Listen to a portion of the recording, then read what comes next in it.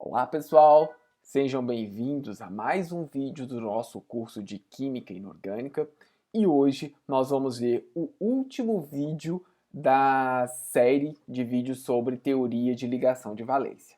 E finalmente nós vamos aplicar essa teoria de ligação de valência a compostos de coordenação, onde eu vou mostrar para vocês o que a teoria permite explicar e as limitações. Na verdade é uma teoria muito fraca para explicar compostos de coordenação, mas a gente vai dar, vou mostrar para vocês para que ela serve. Eu gosto dela, de mostrá-la, porque depois a gente vai poder fazer contrapontos com outras teorias que eu vou ensinar para vocês.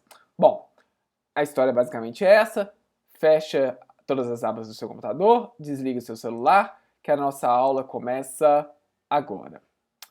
Bom, pessoal, então nas últimas aulas eu discuti com vocês como que nós usamos a teoria de ligação de valência para poder explicar as ligações químicas em algumas moléculas simples. Vamos lembrar que na teoria de ligação de valência você vai ter elétrons desemparelhados que vão se emparelhar através da sobreposição de orbitais, sejam orbitais atômicos ou orbitais híbridos, isso vai depender um pouco. Então, nós vimos também que para explicar algumas geometrias de alguns compostos, eu vou precisar assumir que ele vai utilizar orbitais, não orbitais puros, s, p, d, mas orbitais híbridos, que vão ter as geometrias adequadas, como por exemplo o orbital sp, para explicar a geometria linear, sp2 para geometria do tipo trigonal plana, sp3 para tetraédrica, sp3d para bipirâmide trigonal e sp3d2 para octaédrico. Nós vimos também que a ligação dupla que acontece em moléculas como o O2 ou como moléculas do etano, etino, isso tudo eu discuti na última aula, não envolve esses orbitais híbridos, mas orbitais p's que não estão incluídos nesse esquema de hibridação. Lembra-se disso? Bom, maravilha. Isso foi o que nós vimos na nossa última aula. Agora, na nossa na aula de hoje, nós vamos ver como que eu aplico essa teoria de ligação para complexos. Complexos, pessoal, são estruturas muito interessantes do ponto de vista de ligação química.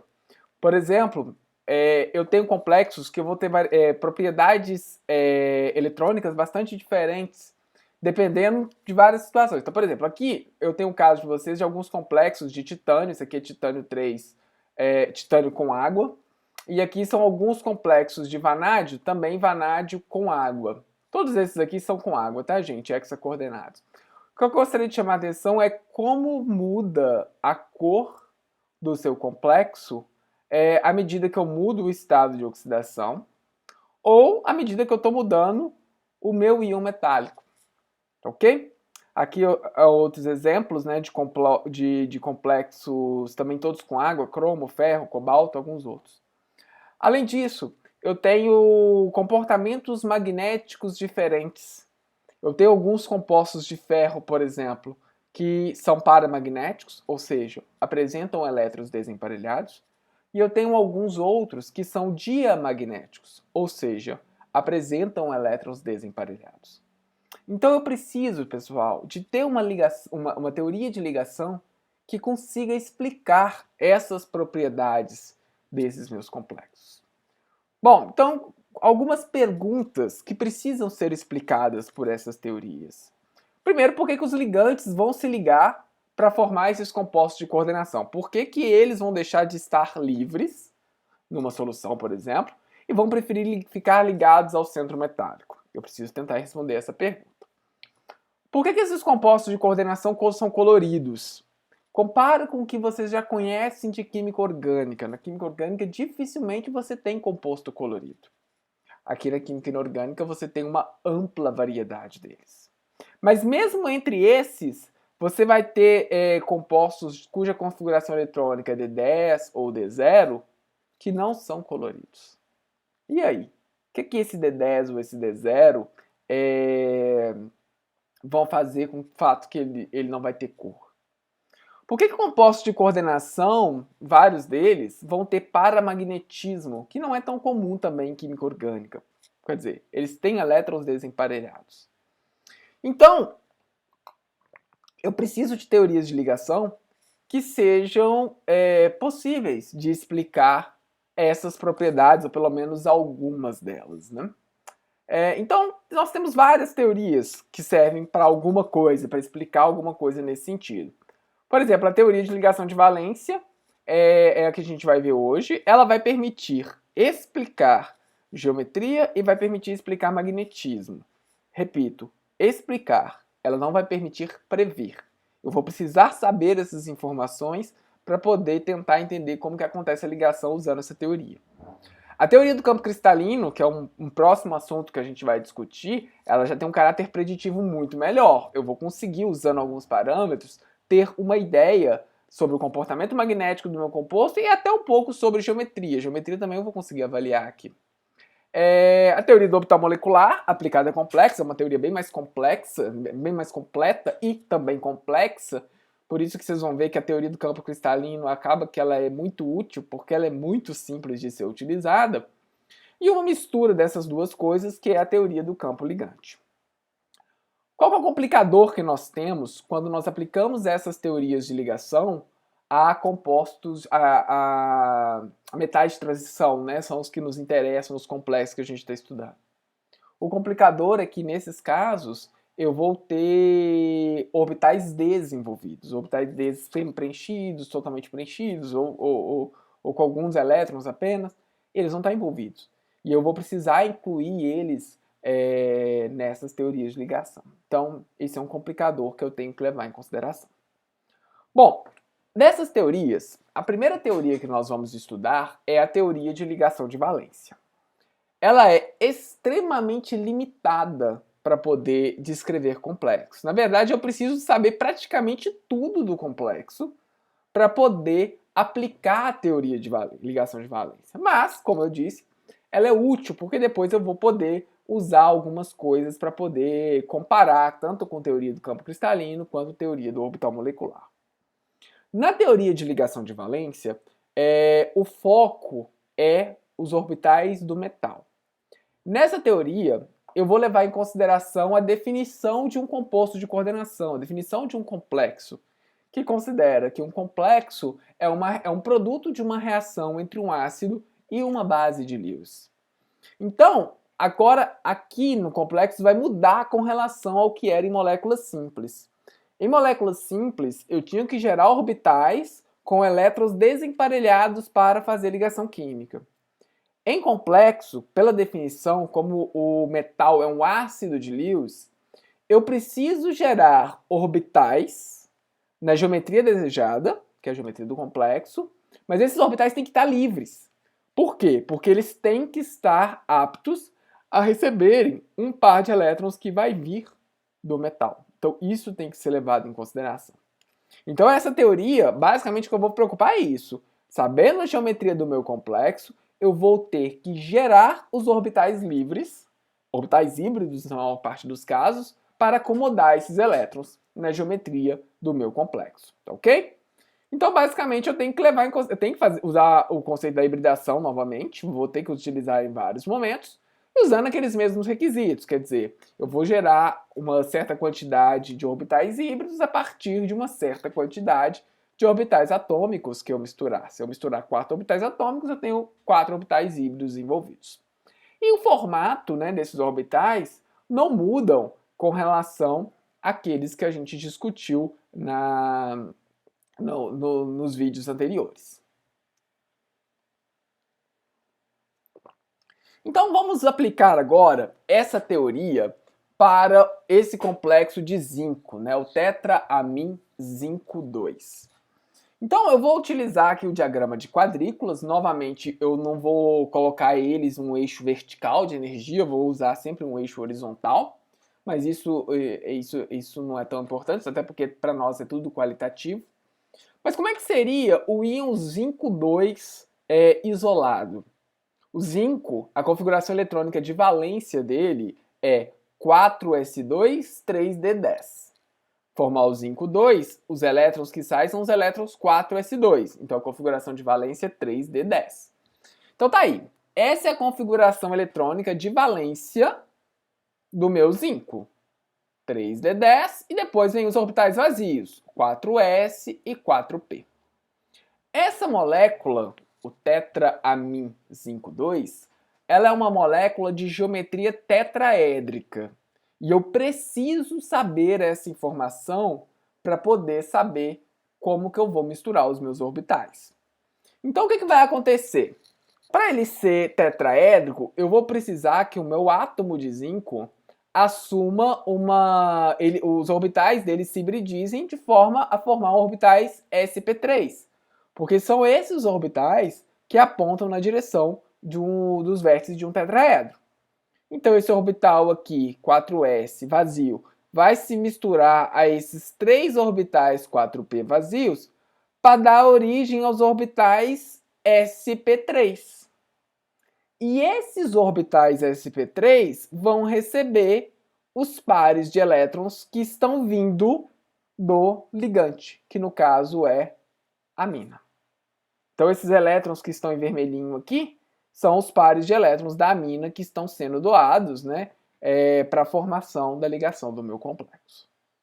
É isso, que é basicamente essa ideia, é isso que eu preciso levar em consideração quando eu aplico teoria de ligação de valência para um complexo. Lembre-se, a informação de que o complexo era tetraédrico fui eu que forneci. Ela fez-se necessário para eu poder saber que hibridação que eu vou ter aqui. Vamos aplicar agora a outro complexo. Complexo de amim prata 1. Quer dizer, quem é meu íon isolado? Meu íon isolado é a prata 1. E qual a configuração eletrônica da prata 1? Vai ser 4d10 e os outros orbitais, né, depois são vazios. Bom, se a minha molécula está ligada a duas moléculas de amônia, a tendência é que ela seja uma molécula linear. E de fato essa molécula é linear. Como é que eu explico então uma molécula linear? Como é que eu vou fazer? Como que os orbitais da prata vão precisar se misturar para dar origem a um orbital híbrido para gerar uma molécula linear? Vai ser um orbital S com um orbital P apenas, não é isso? A gente já viu isso. Então, no complexo, eu vou ter a formação de orbitais híbridos sp e esses orbitais híbridos aqui estão recebendo os pares de elétrons que vêm da molécula de amônia. Então, isso aqui seria a ligação nesse meu complexo. Tranquilo? Vamos para o próximo. Hexa-aqua cromo 3. Bom, cromo ele vai ser 4s2 3d5, salvo me engano. Então, cromo 3 vai ser 4s0 3d4. Não, então é o contrário, aqui eu errei. O cromo, a configuração dele vai ser então d4, né? Manganês que é d5. Então, cromo, o átomo neutro vai ser 4s2 3d4. Tem que olhar a tabela periódica, tá, gente? Cabeça dá nisso. Cromo 3, perde esses dois aqui, perde mais um, forma D3, tá certo, é isso mesmo. Então tá aqui. Então agora, esse complexo aqui, ele vai ter geometria octaédrica. Só batendo o olho nisso aqui, gente, eu não consigo prever. Mas, sabendo que é um complexo com 6 ligantes, a grande tendência é que seja octaédrico. Então o que vai acontecer aqui? Eu vou ter esses dois orbitais Ds se misturando a esse orbital S e esses 3 orbitais P's para dar origem aos orbitais híbridos D2sp3, que poderão receber pares de elétrons para formar o meu complexo octaédrico. Tá ok? Tá tranquilo? Maravilha. Bom, agora vamos pegar esses dois casos aqui, que é um caso bem interessante. esse complexo de primeiro manganês com água e depois manganês com o NO2. Qual que é o detalhe importante neles aqui? O detalhe é que esse complexo de manganês aqui, ambos são octaédricos, tá? É importante chamar a atenção disso. Então eles vão ter basicamente a mesma hibridação, pelo menos a ideia. Só que se você fizer uma medida magnética, você vai ver que esse primeiro complexo aqui tem mais elétrons desemparelhados do que esse outro complexo aqui. Como que a gente vai explicar isso? Bom, primeira coisa, vamos tratar esse com a água. Em ambos os casos, eu tenho manganês 3. E no meu íon isolado, você vai ter aqui, então, configuração 3D4 e todos os orbitais vazios. Bom, para poder formar orbitais híbridos na geometria octaédrica, eu preciso de um orbital S, eu preciso de 3 orbitais P's e eu preciso de orbitais D's. Só que vocês podem ver aqui que no meu íon manganês, eu não tenho 2 orbitais 3D vazios, mas eu tenho aqui no 4D. Então, no caso da molécula de água, quando o ligante é água, o que acontece?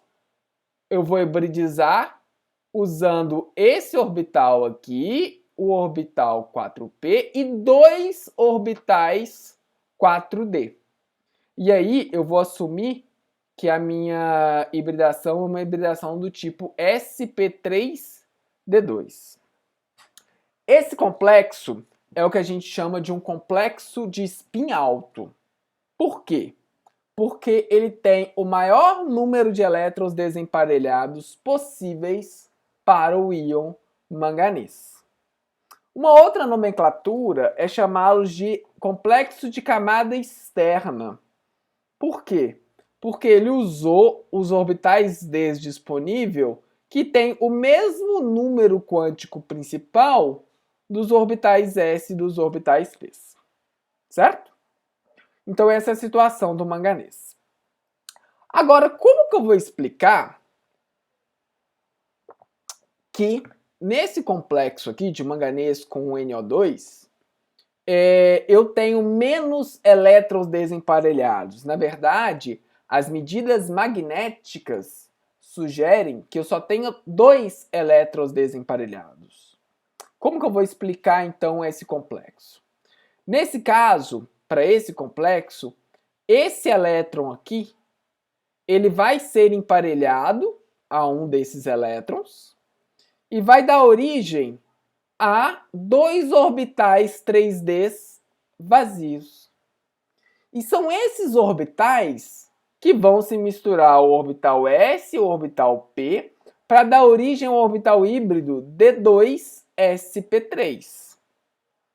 Então observe, no primeiro caso, aqui, eu usei os orbitais externos e a hibridação era sp3d2. No caso agora abaixo, eu estou usando os orbitais internos e aí a hibridação é d2sp3. Esses complexos também são conhecidos como complexos de spin baixo. Por que de spin baixo? Porque o número de elétrons desemparelhados não é o maior possível. Quer dizer, eu emparelhei elétrons aqui. Então eu tinha a possibilidade de ter 4, mas na verdade agora eu só tenho 2. Ou também são conhecidos como complexos de camada interna, porque os orbitais D que foram utilizados foram orbitais D com número quântico menor em uma unidade do que o dos orbitais S e dos orbitais P. Ok? Observe, eu só consegui fazer isso porque eu tinha informações sobre o magnetismo desse meu composto. Eu sei que esse aqui ele tem 4 elétrons desemparelhados e eu sei que esse aqui tem 2 elétrons desemparelhados. Eu não consigo usar essa teoria para prever quantos elétrons desemparelhados eles devem ter. A próxima teoria que nós vamos estudar, que é a teoria do campo cristalino, ela vai me permitir racionalizar, ou pelo menos ter uma ideia de se é provável que ele tenha elétrons desemparelhados ou não. Essa teoria não fala absolutamente nada acerca disso. Vamos pegar agora um complexo de cobalto, numa geometria do tipo bipirâmide trigonal, com cianeto, né? Então é cobalto 3 aqui. E esse complexo, ele é também um complexo de spin baixo. Eu tenho informação de magnetismo dele que só tem um elétron desemparelhado. Então tá aqui, ele tem configuração eletrônica D7. Então, para dar origem a uma hibridação para geometria bipirâmide trigonal, né? Eu preciso gerar um elétron livre. Perdão, um orbital vazio. O que eu faço? Eu pego esse elétron, emparelho aqui, gero esse orbital vazio, e aí eu vou misturar esse orbital com o orbital S e os 3 orbitais P. Ele vai ser DsP3. Se ao invés de cianeto aqui fosse um fluoreto, seria sp3d, e esse elétron não seria emparelhado. Novamente, essa teoria não me permite prever isso, eu só sei disso porque eu usei recursos aqui da teoria do campo cristalino. Tá bem? Então, é uma limitação grave dessa teoria.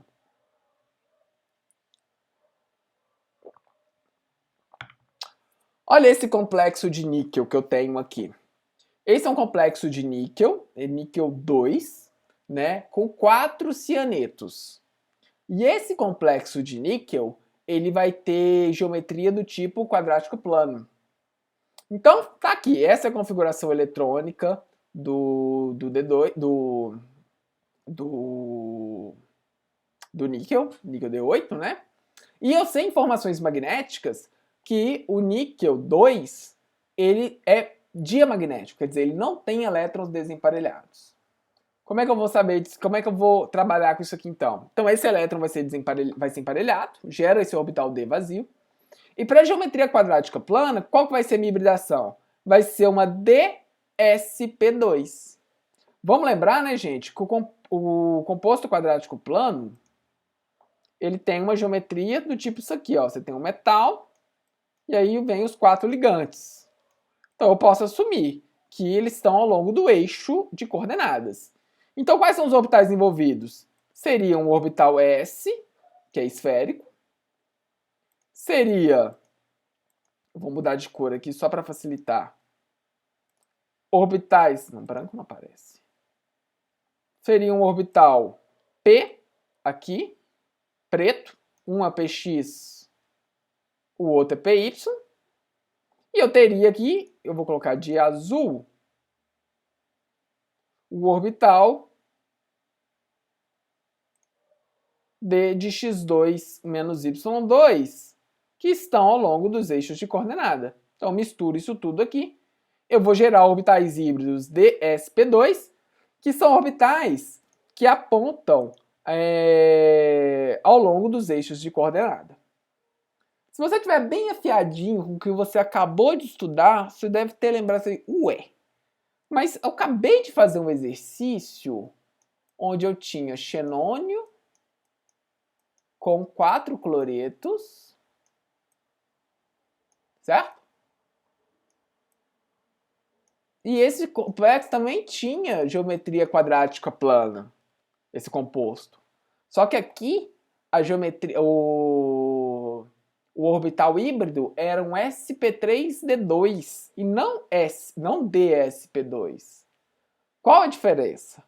A diferença é que nesse composto de xenônio aqui, o seu orbital híbrido também tem que ser capaz de acomodar esses pares de elétrons não ligantes. Enquanto que aqui no complexo não. No seu complexo, o seu composto de níquel tem que acomodar apenas os 4 cianitos. Então são 2 hibridações diferentes que vão gerar a mesma geometria. Então você tem que tomar um certo cuidado quando você for racionalizar o seu problema. Tudo bem? Bom, então, algumas generalizações dessa teoria. Essa teoria, basicamente, o que a gente vai fazer, aplicado ao complexo, é saber a geometria do complexo, hibridizar o meu metal de modo a explicar aquela geometria. Basicamente é isso. Dependendo do orbital D envolvido, ele pode ser de camada interna, pode ser de camada externa. E essa teoria não permite racionalizar o comportamento magnético. Eu preciso da informação do comportamento magnético para conseguir fazer alguma coisa. Senão eu não consigo fazer nada. Então observe que para usar essa teoria, eu preciso saber tudo. Eu preciso saber a geometria e eu preciso saber o comportamento magnético. Se eu não tiver essas informações, eu não consigo usar. Então não é uma teoria preditiva, é uma teoria muito mais explicativa, vamos dizer assim. Bom, aqui estão algumas, tá, gente? Algumas das hibridações possíveis.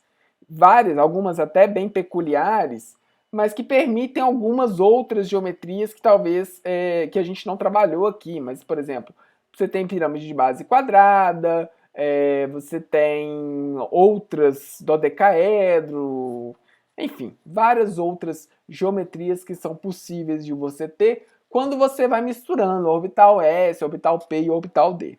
O que você tem que sempre ter em mente, que você tem que considerar a orientação dos orbitais que estão envolvidos, pois elas vão afetar a orientação do seu composto.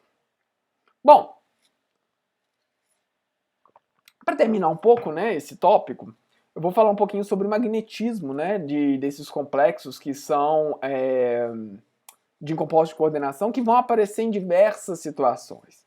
E a primeira vez que a gente viu isso foi trabalhando com o manganês 3, que vocês viram que eu tenho a possibilidade de ter ele com 4 elétrons desemparelhados, ou eu posso tê-lo com apenas 2 elétrons desemparelhados. E isso afeta completamente. Vai depender, vai afetar a hibridação do meu orbital. Se vai ser sp3d2 ou se vai ser um d2sp3.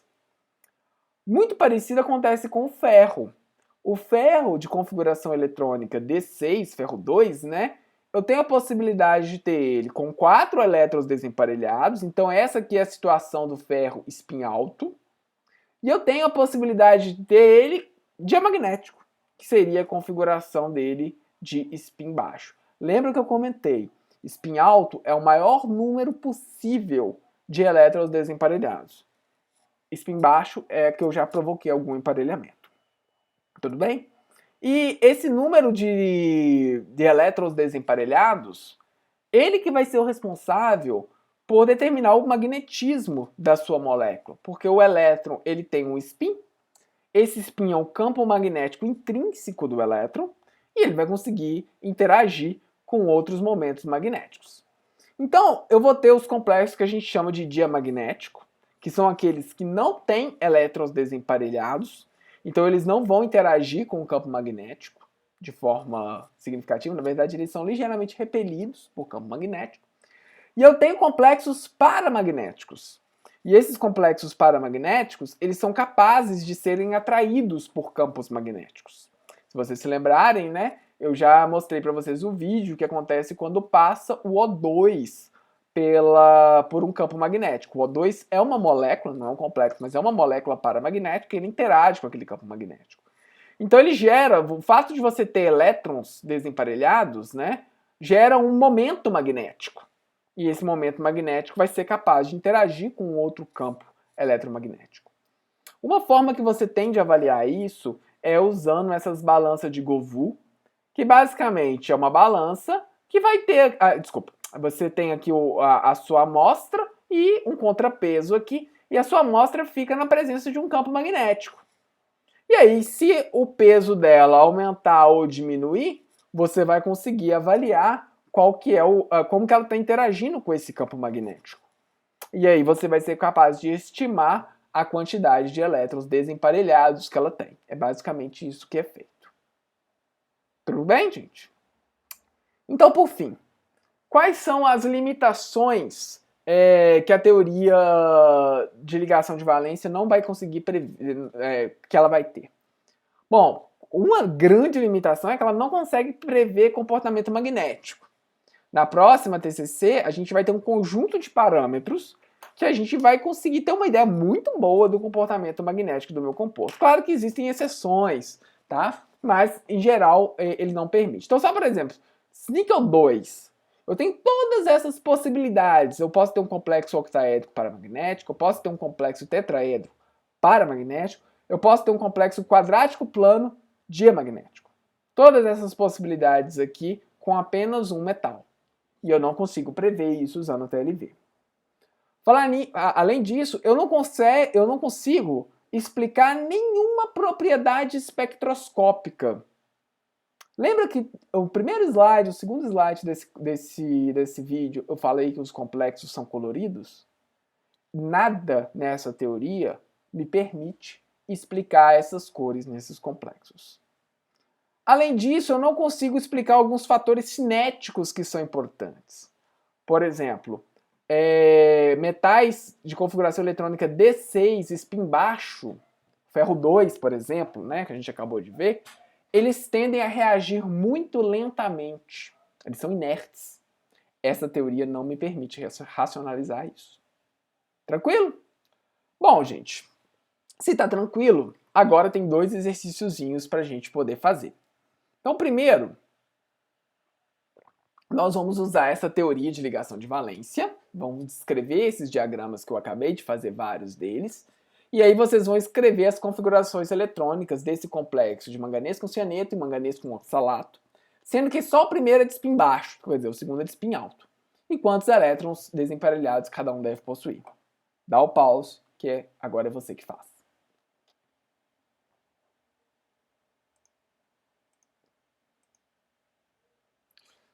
Bom, tenho certeza que vocês fizeram. Em ambos os casos aqui, gente, eu gostaria de chamar a atenção que, olha só, eu tenho manganês. O cianeto é um ligante de carga menos, então 6 vezes menos, 6 menos, né? Então, para o complexo ter carga 3 menos, o manganês aqui é 3 mais. O oxalato são 2 ácidos carboxílicos ligados um no outro, né? Então, o oxalato ele tem carga 3 menos, 2 menos, desculpa. Como são 3, mesma coisa, né? Carga total 6 menos. Então, em ambos os casos aqui, eu tenho manganês, que é manganês 3 mais. E manganês 3 mais vai ter configuração eletrônica D4, certo? Ambos os complexos também são complexos octaédricos.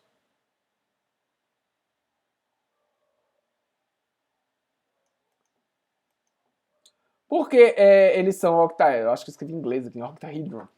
Bom, aqui o oxalato é um ligante bidentado. Então como é que vai ficar? Então vamos lá. Primeira coisa, o íon livre. Você vai ter aqui manganês, né? Manganês 3+. E aí eu vou ter aqui a configuração eletrônica dele de valência.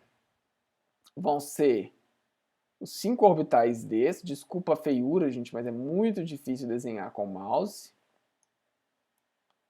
Então aqui eu tenho os orbitais 3D.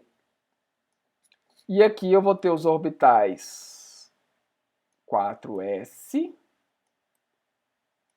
Depois os orbitais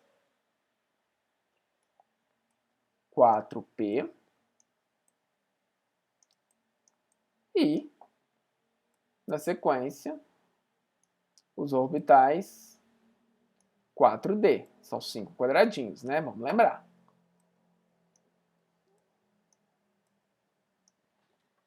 Beleza, então vamos lá. Se ele tem configuração eletrônica D4, então vão ser aqui, ó, no íon livre, são 1, 2, 3, 4. Quando ele está ligado com cianeto, o problema já me avisa que ele é de spin baixo. Tá aqui, ó.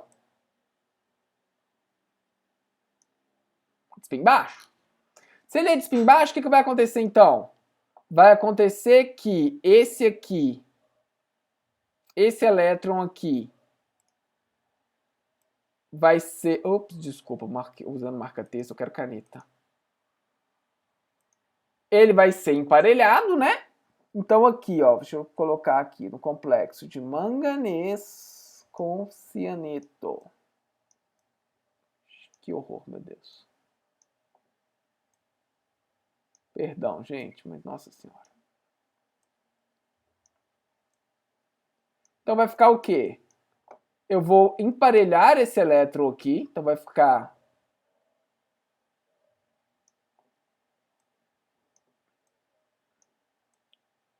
um, 2 aqui e 2 elétrons livres. E aí agora eu vou misturar esse orbital aqui com esse e esses três.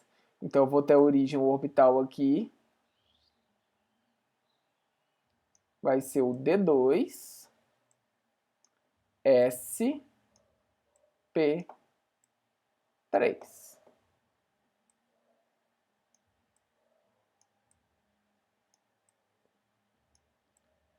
E aqui, né, que vão estar os pares de elétrons que vêm do íon cianeto. São 12 elétrons, né, 6 pares de elétrons. A gente consegue observá-los aqui. Certo? Vamos para o próximo, manganês com oxalato, e esse não é de spin baixo, é de spin alto. Então, a mesma ideia, só que agora é o seguinte, agora esse elétron aqui não vai ser emparelhado. Eu vou manter aqui, então vou colocar aqui manganês com oxalato. Então vão ser aqui são 3, né? Carga 3 menos. Então vão ser os orbitais 3D aqui, com seus elétrons. Oh, perdão, esse elétron aqui não está desemparelhado, não está emparelhado. Então vão ser aqui, né?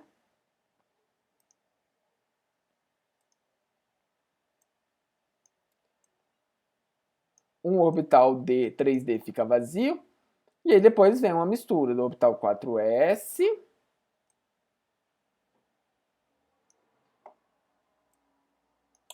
os 3 orbitais p's e 2 orbitais d's. Então aqui a hibridação vai ser do tipo sp3d2. Então tá aqui, ó.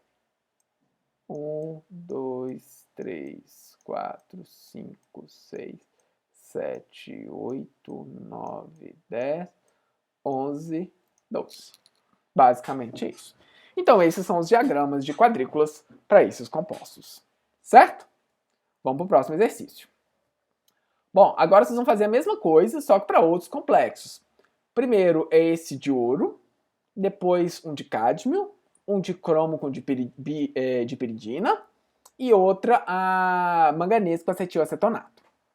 Bom, pausa aí, pode fazer. Bom, suponho que vocês já fizeram. Como é que fica então? O ouro aqui, a configuração eletrônica dele é D10, certo? Então vai ser assim, ouro. Observa, gente, que o ouro aqui é ouro mais, né? Não pode errar isso aqui mais não. Errar isso aqui é choro livre, choro certo. Deixa eu só consultar a minha tabela periódica para saber qual que é o período do ouro. Então o ouro vai ter orbital aqui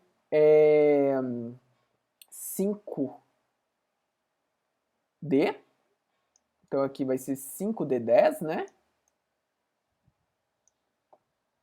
Então aqui 1, 2, 3, 4, 5. Aqui vai ter o orbital 6s. E aqui, na sequência, os orbitais 6p. Isso aqui é o íon livre do ouro. Então aqui vai ser, ó, para tudo são os 10 elétrons, né? Do íon livre.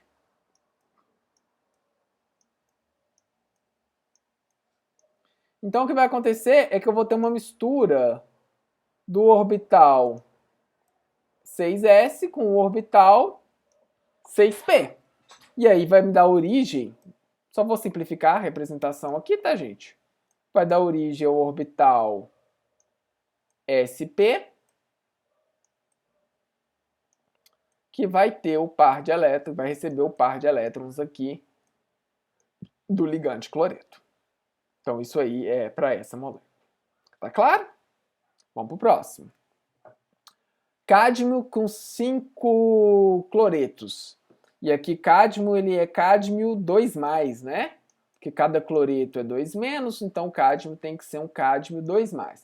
Qual que é a configuração eletrônica do cádmio? Deixa eu olhar na minha tabela aqui, que está do meu lado. Vai ser... Cadê meu cádmio? D10 também. D10? Estou facilitando demais. D10. Certo? E 5 cloretos aqui, a geometria vai ser pirâmide. Bipirâmide trigonal, né? Bipirâmide trigonal. Então vamos lá. Então o cádmio vai ser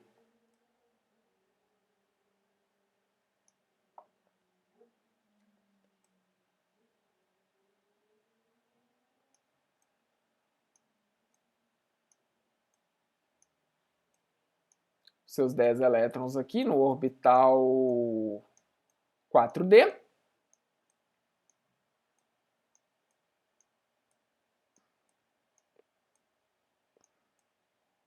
E aí, quais são os orbitais que vão vir depois? Vai ser o orbital 5s, 5p,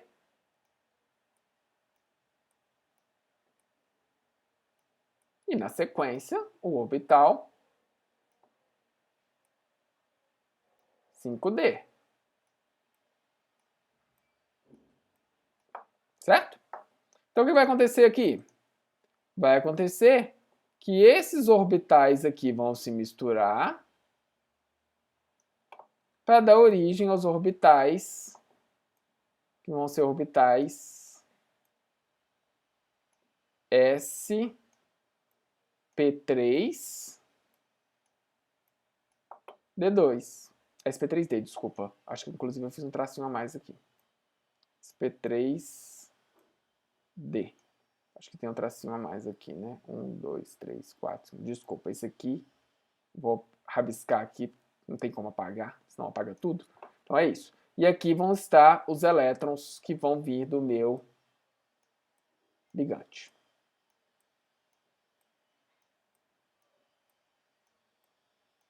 Certo? Vamos para o próximo. Próximo. Cromo com uma dipiridina. Dipiridina é um ligante bidentado. Então, ela vai... esse complexo ele é octaédrico. E esse cromo é cromo 2. Cromo 2 tem configuração eletrônica D4. Então, a configuração eletrônica D4, spin baixo, a gente já viu lá no caso do manganês, né? Então, aqui, ó, o cromo íon livre vai ser como? Você vai ter aqui, ó, cromo 2. Você vai ter como? Você vai ter aqui 1, 2, 3, 4. Então, aqui são 4 elétrons. Certo? Então, esse aqui vai ser o orbital 3D. Depois vão vir os orbitais 4s. Vai ser o orbital 4p. E depois vão vir os orbitais 4d.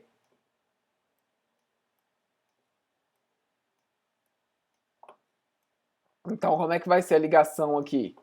Você vai ter, então... Vou trocar a cor da minha caneta. Você vai ter aqui a mistura do orbital. Ele é de spin baixo, né? Se ele é de spin baixo, esse elétron aqui, então, vai emparelhar aqui.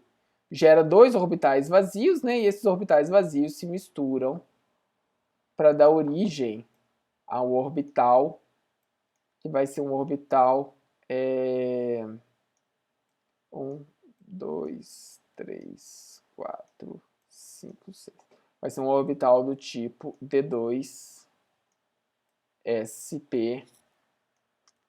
E aqui tem 1, 2, 3, 4, 5, 6, 7, 8, 9, 10, 11 e 12. Certo? Por fim, vai ser a manganês com acetilacetonato de spin alto. Acetilacetonato tem carga -1. Então, como são 3, né, e o complexo tem carga neutra, esse manganês aqui, então, é um manganês 3+. Então, manganês 3+, vai ser igual ao cromo 2+, né? Então, vão ser 4 elétrons.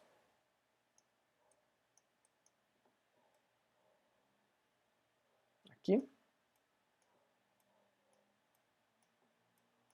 Então, vão ser 4 elétrons aqui, no orbital 3D. E na sequência vão vir os orbitais aqui, 4s, orbital 4p, e os orbitais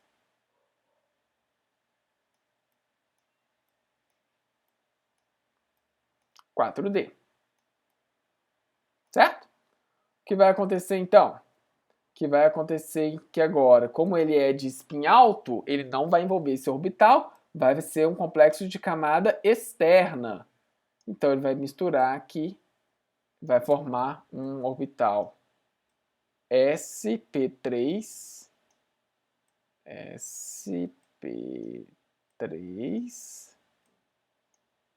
d2. E aí, os elétrons do acetilcetonato, né, gente? Não pode esquecer que o acetilcetonato é um ligante bidentado também, né? Senão você patina aqui, feio. Você chega nisso daqui. Então, essa é a configuração eletrônica. Tranquilo? Bom, gente, é basicamente isso que eu tinha para falar nessa teoria de ligação aplicada a complexos. Como eu falei, é uma teoria muito simples. Tem alguma utilidade, mas ela é bastante limitada, como a gente vai ver. Bom que a gente conseguiu fazer alguns exercícios. Espero que vocês tenham gostado. Se tiver gostado, pode dar um tchauzinho para a tela que eu vou ver, eu prometo que eu vejo. Então, forte abraço para vocês, gente. Se cuidem e até uma próxima. Tchau, tchau.